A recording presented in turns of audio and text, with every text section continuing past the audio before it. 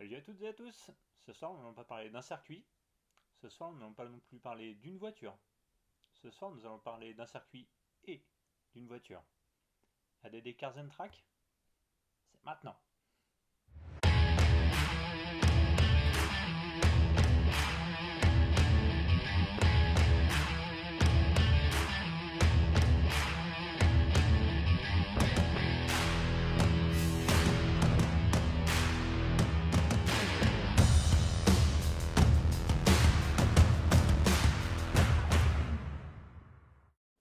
Niché dans la région montagneuse de l'Algarve, au sud du Portugal, l'Autodromo Internacional do Algarve ouvre ses portes en 2008.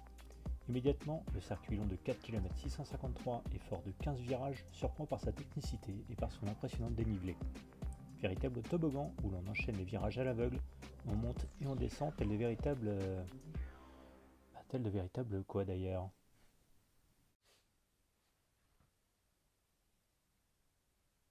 Des montagnes portugaises, voyons. Triple buse. Bref, le championnat Superbike offrira en novembre 2008 la toute première course sur ce tracé.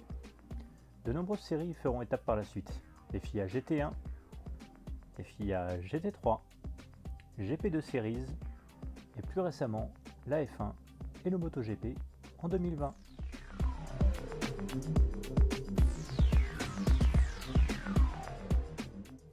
Réputé pour mettre à mal les pilotes et les mécaniques, il est souvent utilisé pour des tests, notamment pour les protos d'endurance type Le Mans.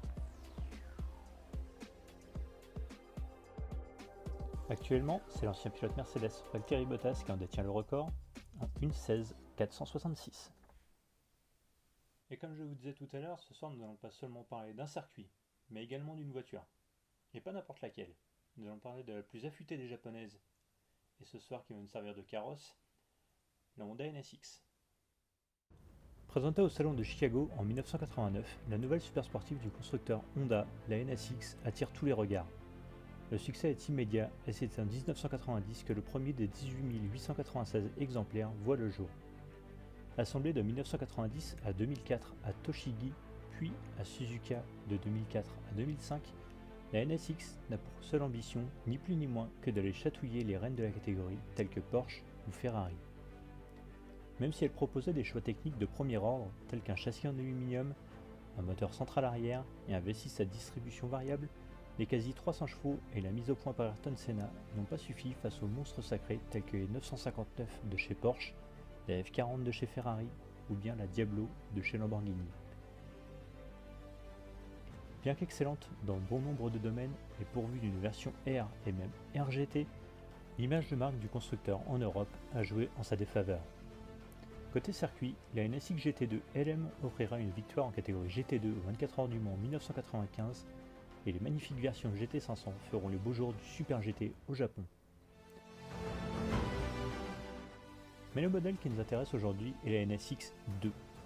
Produite depuis 2016, cette nouvelle GT hybride propose un look radical et un nouveau V6 3,5 litres biturbo de 581 chevaux. Avec 4 roues motrices et une boîte 9 rapports, la nouvelle NSX peut atteindre les 307 km/h. Avec de tels arguments, on peut dire aujourd'hui que la nouvelle supercar Nippon peut concurrencer les européennes que ce soit sur route ou sur les circuits, avec la nouvelle version GT3 mise au point par Acura, la filiale américaine de Honda.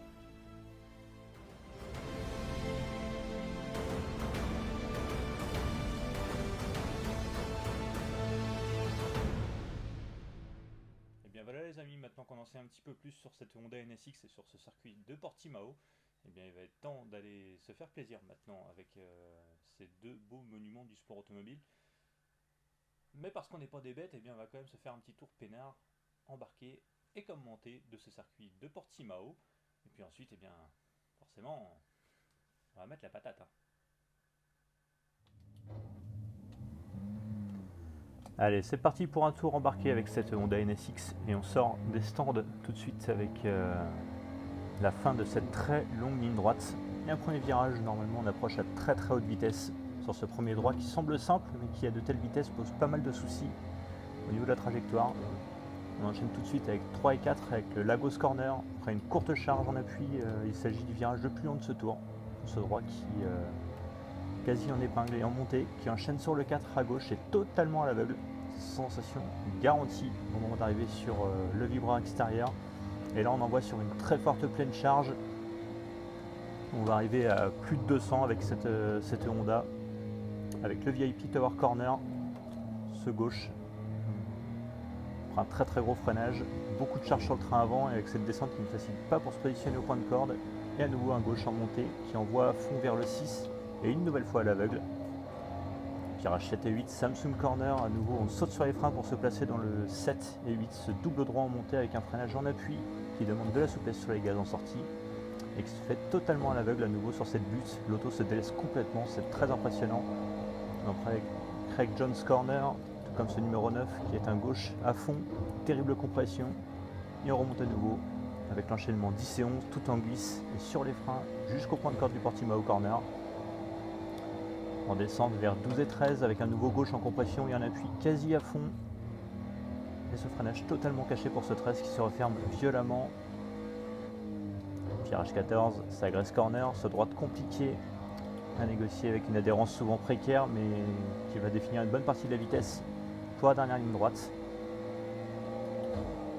Et enfin, ce dernier virage, le Galp Corner, tout en descente, c'est certainement le plus impressionnant de ce tour et surtout le plus important puisqu'il définit la vitesse de pointe pour ces 969 mètres de ligne droite. Voilà pour ce tour embarqué, je vous laisse maintenant en compagnie de la Honda et de son V6 3,5 litres biturbo.